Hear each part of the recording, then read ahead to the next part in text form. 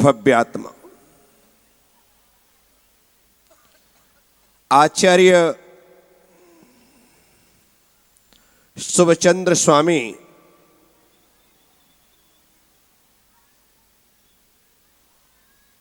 मदालसा स्तोत्र लिखते हुए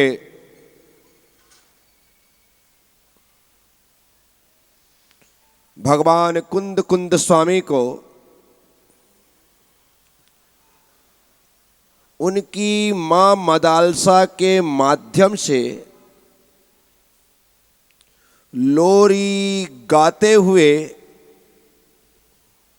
संबोधन दिलवाते,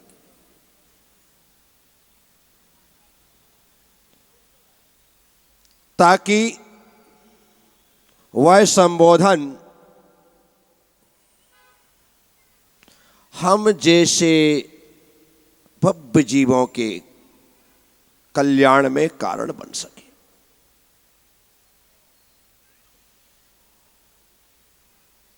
इस मदालसा स्तोत्र का दूसरा काव्य है। दूसरी गाथा में आचार्य शुभचंद्र स्वामी लिखते हैं, ज्ञातोसि दृष्टोसि परमात्म रूपी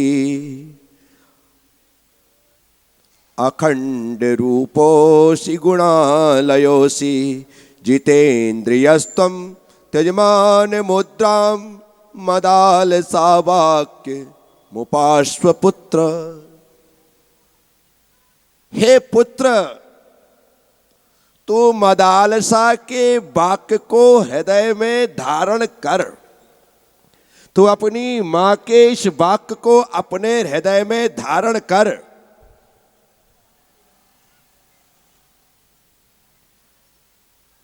क्या है वाक्य, क्या कहना चाहते हैं?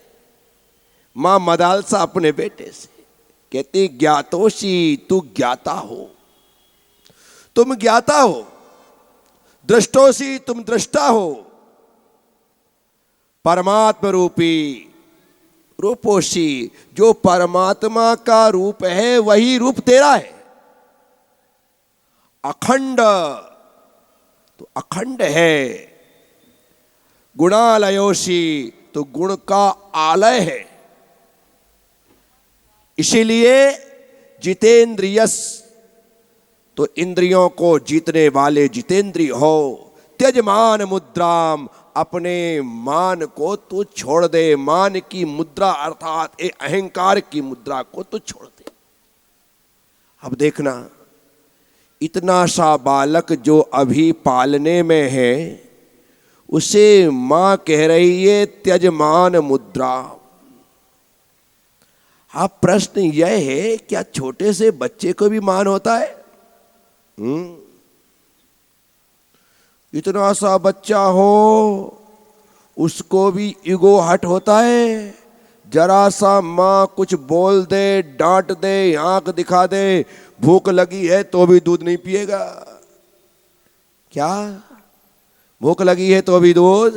रख तेरा दूध तेरे पास, नहीं पीना। कौन वो छोटा सा 4 महीने का, 6 महीने का?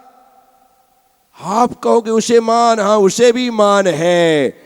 वह भी ऐसे वैसे दूध नहीं पीता है। प्यार से पिलाओ, दुलार से पिलाओ, लाड़ से पिलाओ, तब कहता कि हाँ अब मैं ग्रहण करूंगा। थोड़ा ही तुमने उसे आंख दिखाई तो अब आपको ही परेशान होना पड़ेगा। कहते जरूर है कि बच्चा रोता है तब मां दूध पिलाती है। क्या कहते हैं? बच्चा रोता है तब मां, लेकिन वर्तमान की स्थिति बदल गई है। मां रोती है तब बच्चा दूध पीता है। मां रोती है तब दूध लेकर के, खाना लेकर के पीछे घंटों भागते रहो, तब जा कर के 1 रोटी 2 रोटी खा ले तो समझना आज तुम्हारा सौभाग्य था कि बच्चे ने रोटी खा ली है। ये सच्चाई है आज की।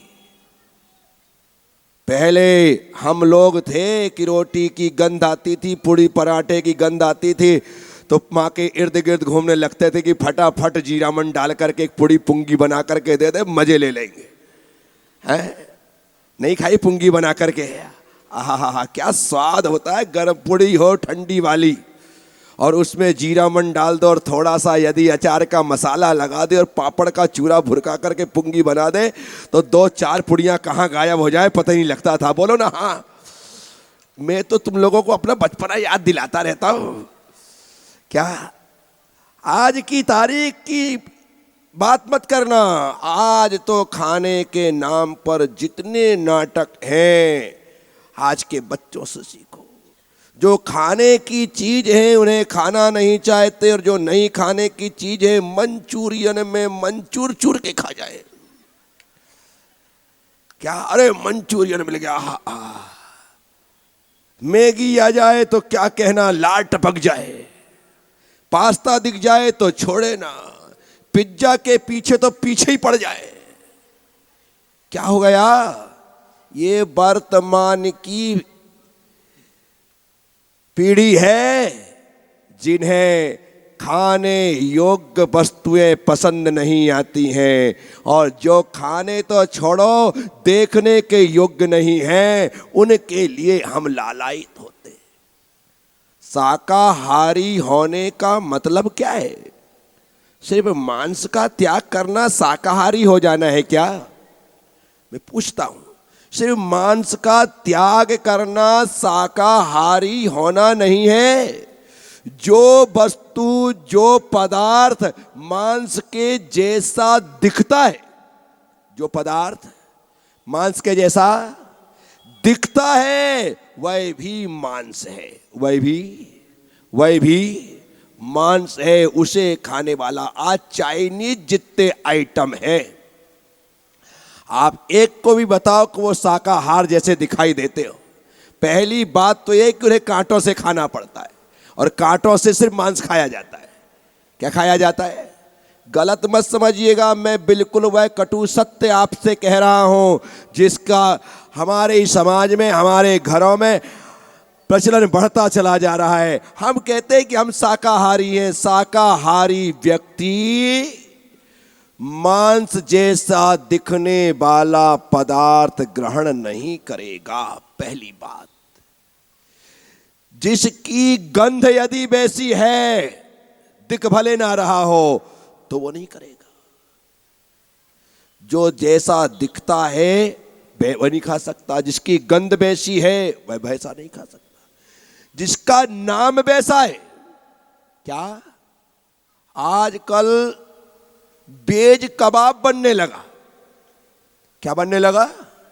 वेज कबाब बनने लगा।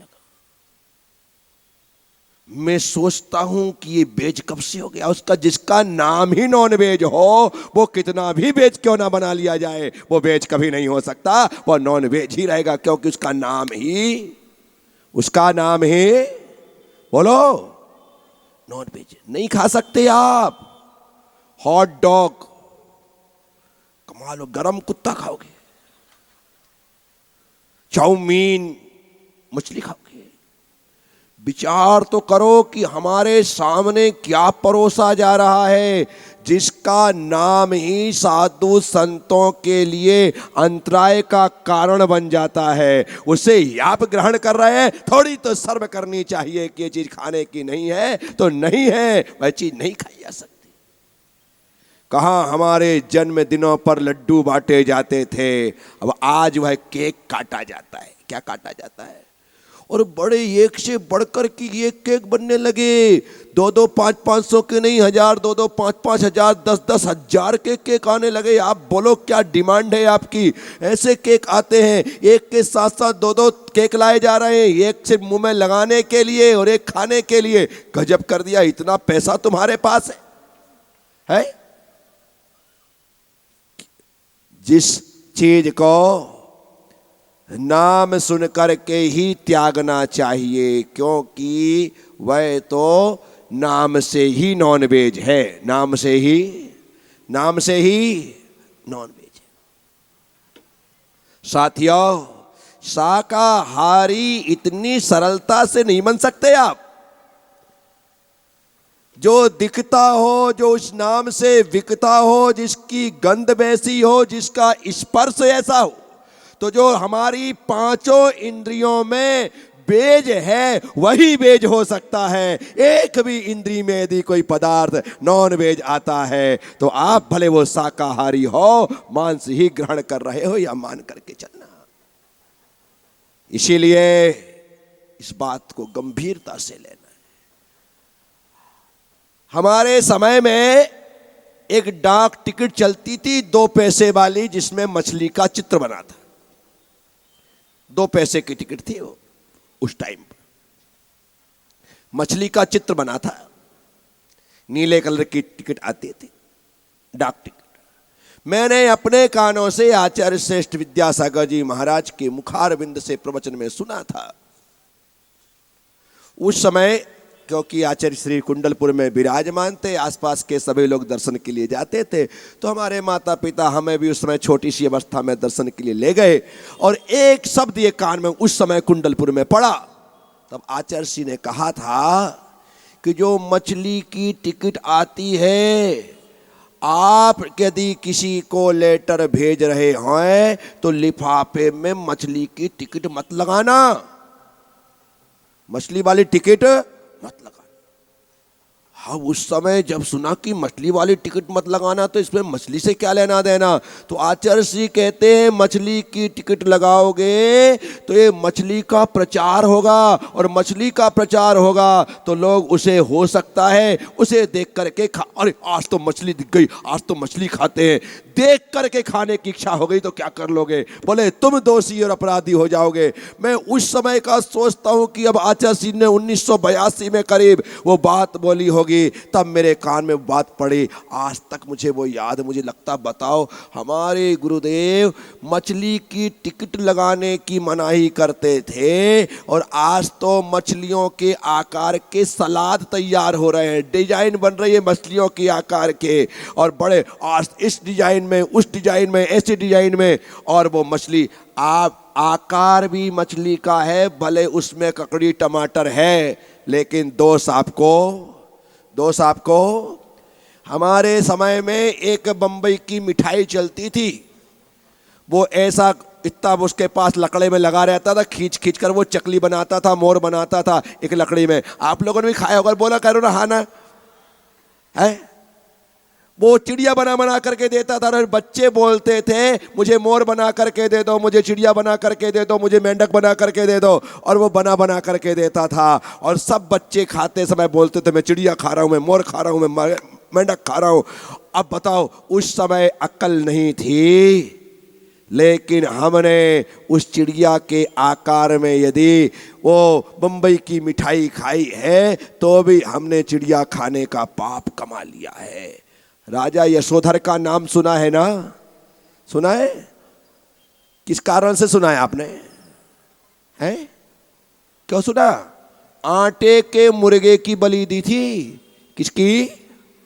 आटे के मुर्गे की बलि दी थी, क्योंकि उससे कहा गया बलि देना है। उसने कहा मैं जैन हूं, अहिंसा को नहीं दे सकता हूं। बोले राजा साहब एक काम करो, बलि की बलि हो जाएगी, काम का काम हो जाएगा, आपका धर्म का धर्म पल जाएगा, अहिंसा की अहिंसा हो जाएगी, जीव की हिंसा भी नहीं होगी। एक काम करो, बोले बताओ, आटे के मुर्गे की बलि दे दो। राजा ने कहा हाँ ये ठीक है, और राजा ने आटे के मुर्गे की बलि दे दी। राजा अहिंसक था, राजा जैन था, लेकिन प्रजा तो अहिंसक नहीं थी। राजा ने बलि दी, उस दिन से बलि प्रथा प्रारंभ हो गई, और लोगों ने आटे के मुर्गे के स्थान पर सही के मुर्गे की, सही के बकरे की, सही के भेड़ों की, सही के ऊँटों की, सही के भैंसों की बलि देना प्रारंभ कर दिया। हमारे धर्म ग्रंथ कहते हैं इस पाप के प्रभाव से राजा यशोधर मर करके नरक में गया। कहाँ गया? किसकी बलि दी थी? आटे की। इसीलिए मैं आप सबसे कह रहा हूं, खान पियन में, ओढ़ने बिछाने में, हर चीज में आपको अपने अहिंसा का, अपने शाकाहार का ध्यान करते हुए चलना है, रखना है, तभी जाकर के आप पूरी तरह से शाकाहारी कहला सकोगे। अन्यथा हम कहते हैं हम शाकाहारी हैं। साथियों, मैं आप सबसे कहता हूं, बच्चों को समझाओ, बच्चों को बताओ कि आखिर हमें यह चीज क्यों नहीं खानी चाहिए। जब हमारी जीभ, हमारी जबान खुद उन चीजों को देख करके लपलपाने लगती है तो बच्चे कैसे पीछे रहेंगे? हमने ही तो आदत डाली है। मैं हमेशा कहता हूं, चीजें दुनिया भर की अच्छी, लेकिन रोटी घर की अच्छी। चीजें दुनिया भर की अच्छी, लेकिन रोटी घर की अच्छी। और खून खराबा टलता हो तो दोपहर की चुप्पी अच्छी। खून खराबा टलता हो तो सबसे बढ़िया मौन, सबसे अच्छा मौन लेकर के रहो। कोई झंझट वाली बात, जितनी भी झंझट होती है इस 2 तोले की जबान से होती है। क्या? जो 2 तोले की जबान 2 मन के शरीर को विचलित कर देता है। इसलिए अपनी जबान को कंट्रोल में रखो। वही बोलो जो बोल सकते हो, वही बोलो जो बोलना चाहिए, क्योंकि ये जबान खुरपे की तरह होती है। इसका आकार आचार्यों ने वही बताया, खुरपे की तरह है। और खुरपा निश्चित तौर पर काटता ही काटता है, खोदता ही खोदता है, बर्बाद ही बर्बाद करता है। इसलिए हमेशा टेप लगा के रखना मुंह में। कौन सा टेप? किसने कहा सेलो टेप? टेप लगा करके रखना, और वह टेप है मौन व्रत का। कौन सा है? मौन व्रत का। कि बस हमारा मुख तभी खुले जब उसके माध्यम से लोगों का भला हो सके। साथियों, मैं आप सबसे कहता हूं, आचार्य कुंद कुंद भगवान की मां कह रही है, बेटा अपने मान की मुद्रा को छोड़। अब छोटा सा बच्चा है, मुट्ठी बांध करके लेटा होगा। क्या? मुट्ठी बांध करके लेटा होगा। मां को लगा होगा ये अहंकार की मुद्रा में, इसलिए मां ने कहा कि बेटा मान की मुद्रा को छोड़ दे, अहंकार मत कर दे। मां उसको बार बार चुटकियां बजा करके अपने ओर देखने के लिए कह रही होगी, और बच्चा देख नहीं रहा होगा। तो हो सकता है मां ने कहा होगा कि बेटा मान की मुद्रा को छोड़ दे।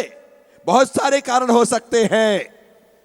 इसीलिए छोटे बच्चे से लेकर के बड़े तक सब लोग मान से ग्रसित हैं, और ये मान की मुद्रा व्यक्ति को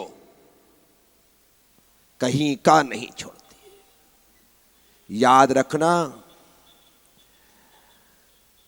मान जो है, अहंकार जो है, वह मुर्दे की पहचान है। वह मुर्दे की पहचान।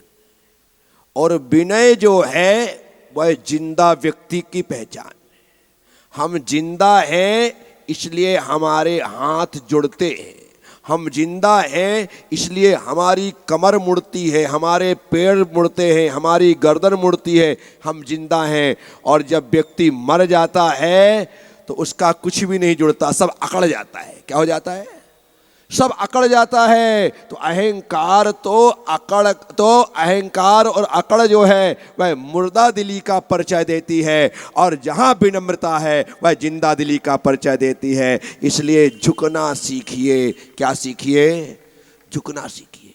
ये जो लाइट जल रही है ना, ये जो लाइट जल रही है, और वो लाइट एक बंद है, जो बंद है उसके बंद होने का कारण, और जो चालू है उसके चालू होने का कारण क्या है पता है? जो चालू है उनके चालू होने का कारण एक ही है कि इनका स्विच जो है वो गर्दन झुका के खड़ा है। कैसा खड़ा है? और वो बंद इसलिए है क्योंकि उसका स्विच अंदर खड़ी करके खड़ा है। आप देख लेना तुम्हारे घर में जाकर के, हैं? जो स्विच, वो घर रोशनी से भर जाता है, और जो स्विच यूं रहता है वो घर अंधेरे से भरा रहता है। मैं आप सबसे कहता हूं, अपने आप के मन के स्विच को झुका करके रखो, आपके अंतर मन में रोशनी ही रोशनी होगी, और जब तक यह अकड़ करके खड़ा रहेगा अंधेरा ही अंधेरा होगा। मदालसा कह रही है, बेटा मान मुद्रा का त्याग कर, क्योंकि तुम ज्ञाता हो। तुम ज्ञाता हो। क्या हो? तुम ज्ञाता हो, तुम जानते हो। वाह, तुम दृष्टा हो, तुम देखते हो।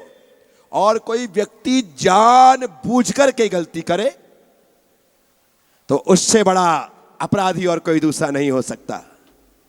जान बूझ करके गलतियां मत करिए, और हमारे द्वारा जानते हुए समझते हुए ही गलतियां हो रही हैं। हम जानते हैं कि यह नहीं करना चाहिए, फिर भी हम जानते हैं, देखते हैं कि वहां नहीं जाना चाहिए, फिर भी जा रहे। भेड़ देखी आपने? राजस्थान में तो ऊंट और भेड़ों की भरमार है। भेड़, एक भेड़ गड्ढे में गिरती है, पीछे वाली सैकड़ों भेड़ों को दिखाई दे रहा है, फिर भी वो सारी की सारी गड्ढे में। इसी का नाम है भेड़ चाल, इसी का नाम है भेड़ चाल।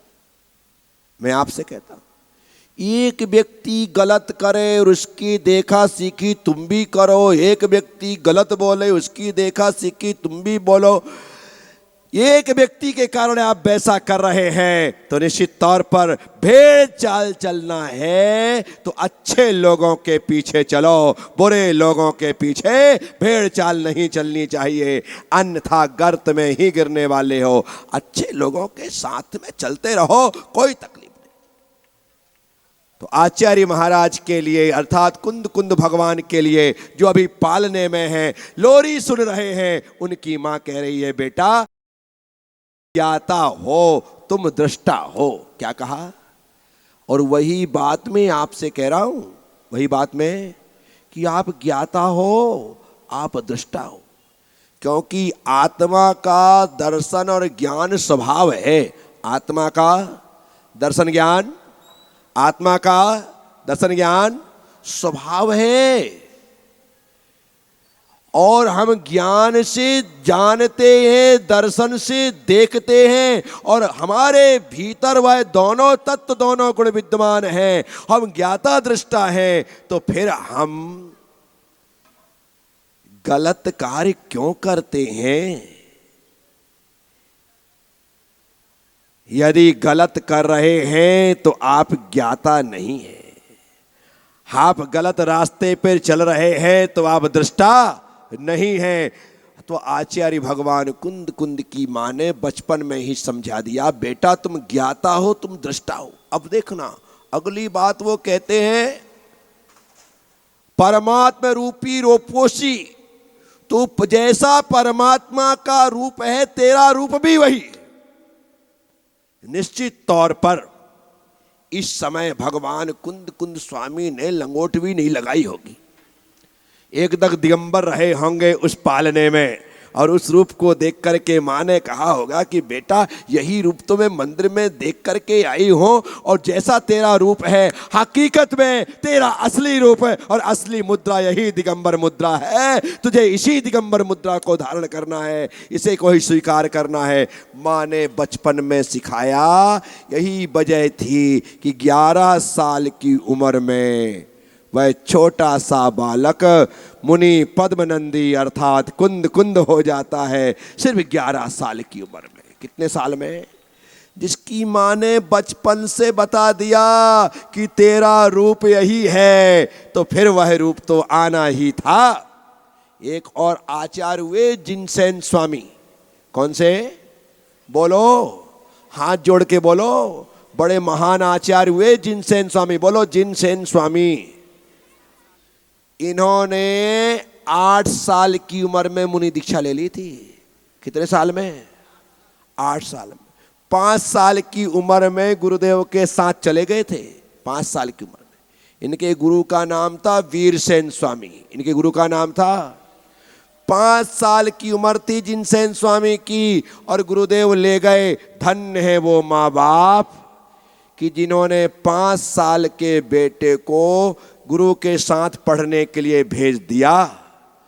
8 साल की उम्र हुई, पढ़ाई पूरी हुई।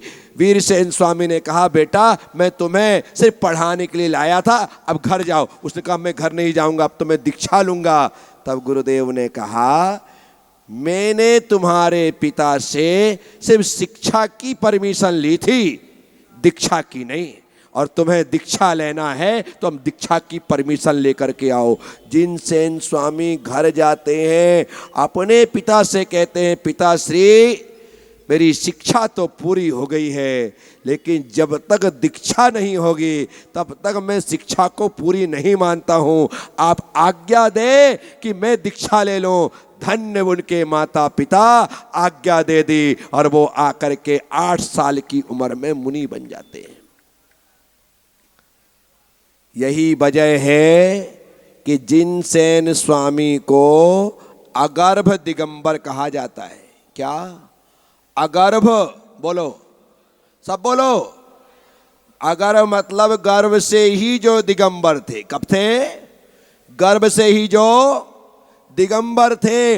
अगर्भ दिगंबर। बोलो फिर से। जो गर्भ से ही दिगंबर थे, जिन्होंने कभी जीवन में कपड़े पहने ही नहीं, उन आचार्य का नाम है जिनसेन स्वामी, जिन्होंने आदि पुराण जैसे महानतम ग्रंथ की रचना की। धन्य वो आचार्य। तो कुंद स्वामी भी जब पालने में रहे होंगे तब कपड़े नहीं होंगे उनके पास, एक लंगोट भी नहीं होगी। इसीलिए तो माँ को कहना पड़ा बेटा तू परमात्मा रूपी रूपोशी, तू परमात्मा के रूप वाले रूप को धारण करने वाले हो और अखंड हो। क्योंकि जो व्यक्ति गृहस्थ जीवन धारण कर लेता है वो अखंड नहीं खंड हो जाता है। क्या हो जाता है? जो बाल ब्रह्मचारी है वही अखंड जीवन वाला है। क्या है?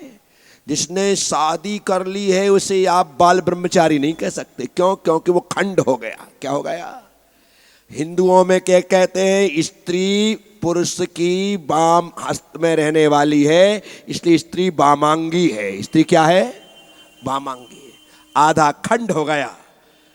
एक होने के बाद भी आधा शरीर स्त्री का, आधे शरीर पुरुष, खंड हो गया। इसलिए शादीशुदा को अखंड नहीं कहा गया है, बाल ब्रह्मचारी को ही अखंड कहा गया है। तो यहाँ पर माँ कह रही है बेटा तू अखंड है। इसका मतलब इस संसार के चक्कर में मत पड़ना। मैंने विवाह कर लिया, अब ऐसी गलती तुझे नहीं करनी है। छोटे से बच्चे को सिखा रही है माँ। और फिर कहती है गुणालयोसी, तो गुण का आलय है, गुण का आलय। अब देखना इसमें रूप आया और गुण आया। क्या आया? और गुरु शब्द में 2 ही अक्षर हैं, गु और रू। बोलो, गु और रू। तो माँ ने उस समय ही कह दिया बेटा तेरे जीवन में गुण ही गुण है, अर्थात गुण का गु। और तेरा जो रूप है वह परमात्मा का रूप है, वह परमात्मा का रूप। तो निश्चित तौर पर तो जगत गुरु की तरह जन्मा है, उस रूप में आया है। मैं गुरु की डेफिनेशन बतलाते हुए कहता हूँ जो गुण और रूप में परमात्मा जैसा है वही हमारा गुरु है। जो गुण और रूप में, जो गुण और रूप में परमात्मा जैसा है वही भगवान का रूप दिगंबर, भगवान का रूप दिगंबर है। और गुणों के वो खान हैं, तो जो उस रूप में है वही गुरु होता है। तो यहाँ पर गुण के भंडार हैं भगवान आचार्य कुंद स्वामी। फिर इसलिए उनसे माँ ने कहा बेटा जितेंद्रियस्त्वम, तुम जितेंद्री हो। का कमाल है, छोटे से बच्चे को ये सब बातें बतलाना समझ की बात। और हकीकत तो यही है कि छोटा सा बच्चा जितेंद्री ही है। क्या है? क्या है? इसीलिए आचार्य कुंद कुंद स्वामी स्वयं प्रवचन सार में कहते हैं, दिगंबर मुनि शिशुवत होते हैं। क्या कहते हैं? दिगंबर मुनि, बोलो सब बोलो, दिगंबर मुनि शिशुवत होते हैं। कैसे? या दिगंबर मुनि को शिशु के समान होना चाहिए। क्या कह दिया? मैं कहता हूं, जिसे मुनि बनने की इच्छा हो उसे अपनी जवानी में बच्चा बनने की साधना करनी चाहिए। क्या? बच्चे बनने की? यदि तुम्हारे बच्चे बनने की साधना हो गई है तो अब तुम मुनि बन सकते हो, क्योंकि छोटा बच्चा भी नंग धड़ंग घूमता है और निर्विकार होता है। उसी प्रकार से दिगंबर मुद्रा के साथ सर्वत्र विचरण होता है, वह भी निर्विकार होना चाहिए। यदि विकार आ गया तो समझिएगा उसकी मुद्रा खंडित हो चुकी है। साथियों, साधु का बच्चे के समान होना जरूरी है। साधु का बच्चे के समान होना, तभी मैं सर्वत्र आ जा सकता हूं। मेरे मन का युवा जब तक नहीं मरेगा, मेरे मन का बुढ़ा जब तक नहीं मरेगा, जब तक मेरा युवा मन, बूढ़ा मन बच्चा नहीं होगा, तब तक मुझे मुनित्व का आनंद प्राप्त नहीं होगा। क्योंकि मुनित्व का आनंद जो है वह जितेंद्रीय बन करके ही संभव है। और जितेंद्रीय सिर्फ बच्चा होता है या बच्चा मन वाला होता है? क्या होता है? तरुणाई आ जाए तो अभी विकार पैदा हो जाए। स्त्रियों को देखकर, पुरुषों को देखकर, अच्छा रंग रूप देख करके मन में विकारों के पैदा होने में देरी नहीं लगती है। लेकिन मन बच्चा है तो फिर कितनी भी सुंदर स्त्री की गोदी में बच्चा जाए या काली कलूटी की गोदी में जाए, उसे कोई फर्क नहीं पड़ता है। माँ गोदी में ले, बहन गोदी में ले, चाची गोदी में ले, अड़ोसन पड़ोसन गोदी में ले, कोई टेंशन नहीं। उसके मन में कोई विकार? बस मैं आपसे कहता हूं, ऐसी निर्विकारता की जो साधना है वही जितेंद्रिय होने का परिचय है। और साधनामय जीवन इसी प्रकार की निर्विकारता चाहता है। तो भगवान कुंद कुंद की मां समझा रही है, कह रही बेटा तुम जितेंद्रिय हो, तुम्हें अपनी इंद्रियों के बस में नहीं रहना है, अपितु इंद्रियों को अपने बस में करते हुए जीवन जीना। साथियों, इतना अच्छा उपदेश भगवान कुंद कुंद को बचपन में ही प्राप्त हो गया। यही वजह रही कि उन्होंने बचपन में ही दीक्षा धारण कर ली। आपके बच्चे मुनि बने ना बने कोई बात नहीं, आपके बच्चे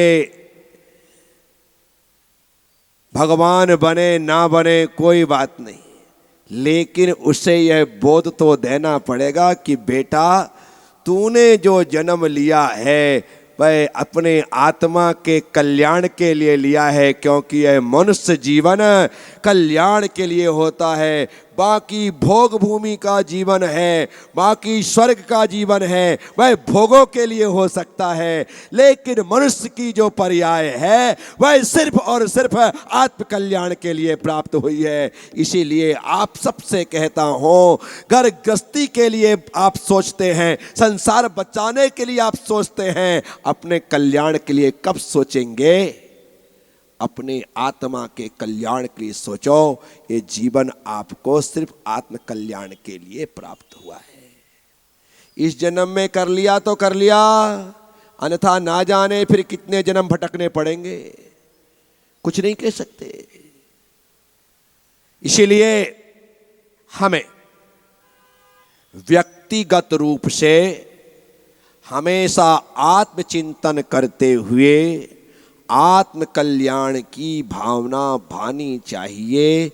यह भावना मन में करनी चाहिए कि वह दिन कब आएगा जब मैं भी मुनि बन कर के कर पात्र में आहार ग्रहण करूंगा। वह दिन कब आएगा जब मैं भी यारिका बन कर के कर पात्र में आहार ग्रहण करूंगी। ऐसे भाव रोज भाओगे तब जा कर के किसी जन्म में वैसा योग आएगा, अन्यथा वो योग आने वाला नहीं है। आज यदि छोटी सी उम्र में मैं मुनि बना तो मेरे पिछले जन्मों की मांग होगी, तब जा कर के इस जन्म में पूरी हुई क्या? कई जन्म में मांगा होगा तब इस जन्म में पूरा हुआ है, अन्यथा संभव ही नहीं था कि एक छोटा सा बच्चा बचपन में ही सब कुछ छोड़ करके गुरु चरणों में समर्पित हो जाए। और हुआ है तो निश्चित तौर पर पिछले जन्म का संयोग है। और तुम नहीं बन पा रहे हो और भाव नहीं हो रहे हैं तो तुमने वैसी इच्छा की ही नहीं, ये मान के चलना। वो दो पंक्तियां कितनी प्यारी है। जीवन के किसी भी पल में वैराग्य उपज सकता है, संसार में रह कर प्राणी संसार को तज सकता है। आगे देख, कभी दर्पण देख विरक्ति, कभी मृतक देख बैरागी। अब हमसे पूछो, बिन कारण दीक्षा लेता वह पूर्व जन्म का त्यागी। बिन कारण दीक्षा लेता वह पूर्व जन्म का त्यागी। निर्गंत साधु ही इतने सद्गुण से सज सकता है, जीवन के किसी भी पल में संसार में रह कर प्राणी। पर ये संस्कार होने चाहिए पिछले जन्मों के, भावना होने चाहिए पूरे जीवन भर की, तब जाकर के कुछ हो सकता है। अन्यथा पिच्छी का हाथ में आना बहुत कठिन है। अरे पिच्छी बालों का साथ मिलना कठिन है तो पिच्छी का आना कितना कठिन होगा, ये सोच करके चलो। पिच्छी वाले मिल जाएं यही बहुत है, वो हमारे जीवन में आ जाएं यही बहुत है। अभी तो पिच्छियां भी हमारे जीवन में नहीं आ पा रही है, पिच्छे वाले हमारे जीवन में नहीं आ पा रहे। अभी भी हमने पिच्छियों के नाम रख रखे हैं, पिच्छियों के नाम रख रखे हैं कि ये पिच्छी होगी तो मैं उसके पास जाऊंगा। अरे ये वाली पिच्छी नहीं, मुझे पसंद नहीं है, ये नहीं चलेगा। कमाल हो गया है, पिच्छियों को ही पकड़ करके बैठ गए। और चौके में तो बड़े उससे गाते, पिच्छी रे पिच्छी इतना बता तूने कौन सा पुण्य किया है, खुश होकर गुरुवर ने तुझको हाथों में थाम। गजब कर देते हैं। सिर्फ पिच्छी देखो, सिर्फ पिच्छी, पकड़ने वाला कोई भी हो सकता है, पकड़ने वाला, परंतु पकड़ने वाला जो भी होगा वो वीर महावीर की संतान ही होगा, ये गारंटी है। कौन होगा? कौन होगा? वीर महावीर की संतान ही होगा, वो गीदड़ों की औलाद नहीं है, महावीर की संतान है जिसने पिच्छी को धारण किया है। वो इसलिए कहता हूं क्योंकि तुम्हें भी रोज पिच्छी पकड़ने का मौका मिलता है। चौके में जाता हूं मैं तुम्हारे यहां पर, ये मेरी पिच्छी होती है। 2 मिनट के लिए लोग पकड़ते, सिर्फ 2 मिनट के लिए। कितने देर के लिए? 2 मिनट के लिए। वो भी पूरे परिवार के लोग हाथ लगाते, इतनी भारी है। जिस चीज को मैं अकेला उठा करके पिछले 36 साल से घूम रहा हूं, उसे तुम 2 मिनट में पूरे परिवार के साथ और फटाफट कहते हो बोले प्रज्ञा सागर महाराज की। क्या हुआ? हाँ महाराज, बस आप ही संभालो। ऐसी पिच्छी को जिसने उठा रखा है उसको तो देखते ही दंडवत हो जाया करो, सोचने की जरूरत नहीं है साथियों।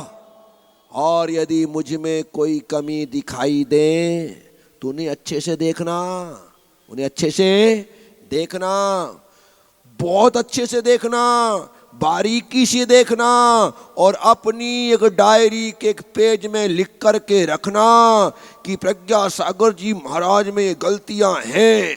बराबर तरीके से मेरे 10, 20, 25, 50 या 108 गलतियां लिख लेने का, कमी लिख लेने का, और लिखने के बाद कान पकड़ना और तुरंत नियम लेना कि जब भी मैं मुनि बनूंगा ये गलतियां नहीं करूंगा, ये गलतियां नहीं करूंगा। साइन करके ऐसा लिख करके रखना बेटा, तब तो मजा है। श्रावक के व्रत पलते नहीं है, जैनों के नियम होते नहीं है, और हमारे पास तुम्हारा है कि तुम क्या करते हो है? पहले अपने लोटे का पानी छानो, पहले बोलो ना, फिर जाकर के दूसरी की बाल्टी में ताक झाक करना। खुद के में तो गंदगी भरी है और दूसरे के निर्मल जल में तुमको एक तिनका तैरता हुआ दिखाई दे रहा है। मैं आप सबसे कहता हूं, आज की जरूरत है, देश की हर एक समाज की जरूरत है। मैं सारे साधु संतों से कहता हूं, मत बनाइए लोगों को अपना भक्त। एक काम करो, जितने साधु संत हैं सभी लोगों को यदि मुनि भक्त बनाना प्रारंभ कर दे तो ये समाज जो खंड खंड हो रही है वह अखंड हो जाए। दुर्भाग्य इस पीढ़ी का है कि मैं अपने भक्त बनाने में लगा हूं, वो अपने भक्त बनाने में लगे हैं, सबका कुनबा बढ़ रहा है, सिर्फ भगवान महावीर का मंदिर खाली हो रहा है। मैं चाहता हूं कि उनका कुनबा बढ़ता रहे, उनका मंदिर भरा रहे, इसके लिए सब साधुओं को प्रयास करना पड़ेगा। मेरे भक्त होने का मतलब है पिछी कमंडल का भक्त, और मेरा भक्त होने का मतलब है सिर्फ प्रज्ञा सागर का भक्त। हाथ में पानी लेकर के कसम खा कि तो किसी के दूसरे साधु के पास नहीं जाएगा, तो दूसरों को आहार नहीं देगा, उन्हें तुम नमोस्तु नहीं करेगा। कमाल हो गया। यदि साधु से साधु को दूर करेगा तो कभी भी भगवान महावीर का धर्म पंचम काल के अंतिम समय तक नहीं चल सकेगा। आज जरूरत है इस धर्म को हम पंचम काल के अंतिम समय में होने वाले वीरांगद मुनिराज तक पहुंचा दें, बस उसके बाद काम खत्म। फिर तुमको जो कुछ करना है छठवें काल में खूब लड़ना झगड़ना, हाँ छठवें काल में खूब लड़ना झगड़ना, बस अपनी ढपली अपना राग खप करना, लेकिन अभी नहीं। अभी तो सभी दिगंबर मुद्राएं हमारे लिए चलते फिरते भगवान महावीर की मुद्राएं हैं, यह मान करके चले और धर्म का लाभ लेते रहे। तो भगवान कुंद कुंद की माँ ने कहा, ज्ञातोस्ति दृष्टोस्ति निरंजन परमात्म रूपी अखंड रूपोपि गुणालयोषि इंद्रिस्तजस्तम त्यजमान मुद्रा मदालसा वाक्य मुपास्य पुत्र। ऐसा मां मदालसा ने अपने बेटे को समझाया, और ये भगवान कुंद कुंद का बेटा आचार्य प्रज्ञा सागर, ये आचार्य शांति सागर आदि सागर का बेटा प्रज्ञा सागर, ये महावीर कीर्ति विमल सागर पुष्पदन सागर का बेटा प्रज्ञा सागर आप सभी लोगों से सीधी सीधी बातें करता है और एक ही बात कहता है कि आप सभी लोग प्रेम और प्यार के साथ ऐसे ही अखंड बने रहें और हर आने वाले साधु संतों का तहे दिल से स्वागत सत्कार अभिनंदन करते रहें और अपनी समाज को सारे देश की समाज में नंबर 1 पर बना करके रखें। आप सबने सुना, अनुग्रहित हो। ओम नमः। सबसे क्षमा, सबको क्षमा। जय गुरुदेव। जय